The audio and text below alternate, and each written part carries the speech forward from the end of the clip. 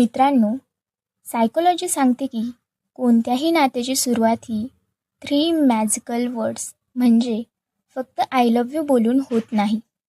बऱ्याचदा मुलं इथेच मोठी चूक करतात.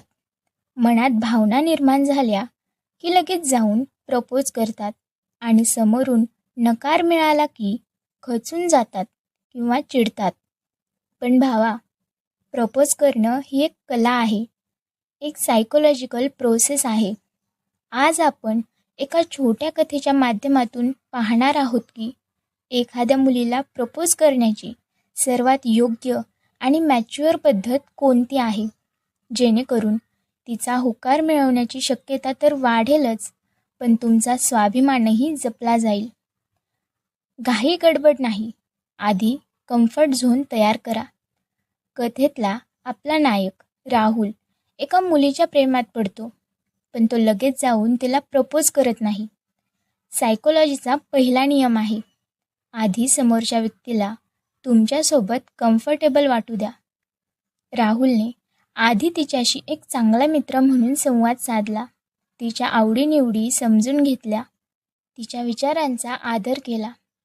जेव्हा एखाद्या मुलीला तुमच्यासोबत सुरक्षित, आनंदी आणि कम्फर्टेबल वाटू लागतं, तेव्हा तिच्या मनात तुमच्यासाठी अर्धी जागा तिथेच तयार होते.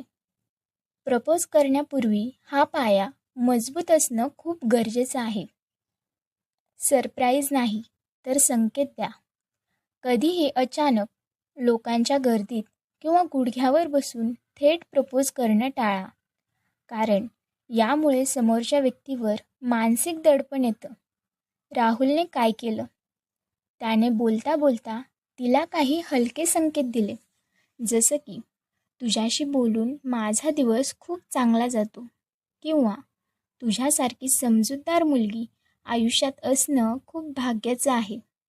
या छोट्या वाक्यानं तिला अंदाज येतो की राहुलच्या मनात काय आहे.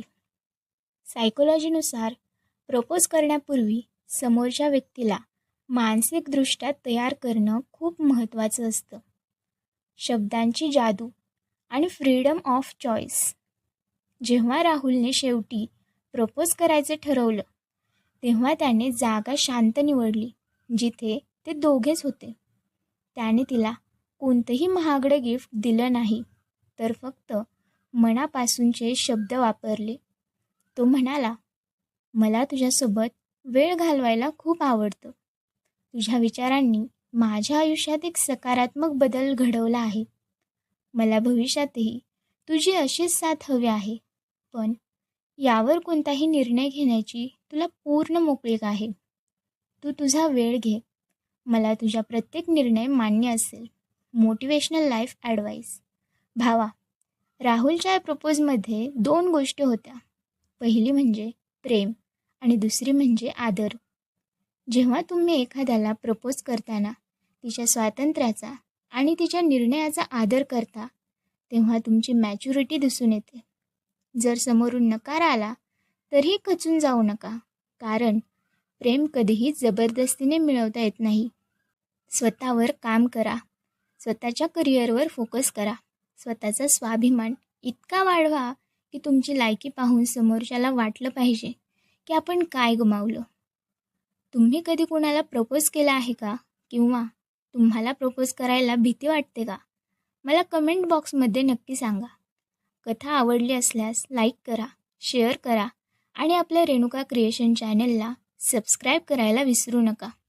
पुन्हा भेटूया अशाच एका नवीन लाईफ ॲडवाईस आणि सायकोलॉजिकल कथेसोबत. तोपर्यंत स्वतःची काळजी घ्या. धन्यवाद.